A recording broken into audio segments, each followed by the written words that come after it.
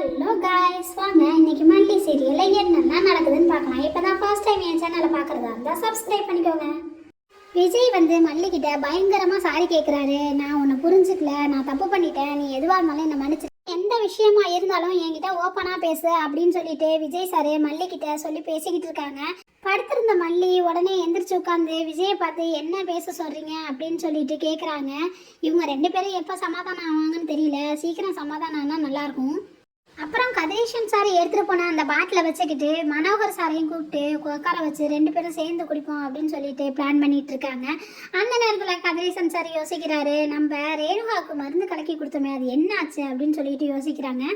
அந்த மருந்தை கலக்கி அதை மனோகர் சார்கிட்ட கொடுத்து ரேணுகா குடிக்க வச்சுட்டு அவங்க கம்மனும் ஒதுங்கி நின்றுக்கிட்டாங்க. தெரியாமல் நின்று வேடிக்கை பார்க்குறாங்க. அதையும் மனோகர் சார் குடிச்சிட்டு எனக்கு ஒரு மாதிரி தலை சுத்துது, நான் போய் படுக்கிறேன் அப்படின்னு சொல்லிட்டு கதிரேசன் சார்கிட்ட சொல்லிட்டு இவர் போய் படுக்க போயிடுறாரு மனோகர் சார். ரேணுகா மறைஞ்சிருந்து எல்லாத்தையும் வேடிக்கை பார்த்துட்டு மனோகர் சார் எந்திரிச்சு போனோன்னு அந்த இடத்துல கதிரேசன் முன்னாடி ரேணுகா உட்காந்துக்கிறாங்க.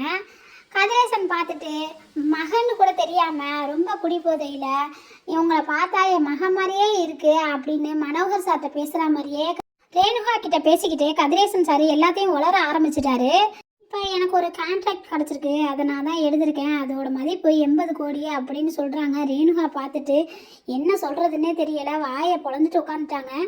கதிரேசன் சார்கிட்ட இருந்து எல்லா டீட்டெயிலையும் தெரிஞ்சுக்கிட்டு ரேணுகா என்ன பண்ண போகிறாங்கன்னு தெரியல. இனிமே தான் அவங்க என்னெல்லாம் ஆட்டம் போட போகிறாங்கன்னு தெரியும்.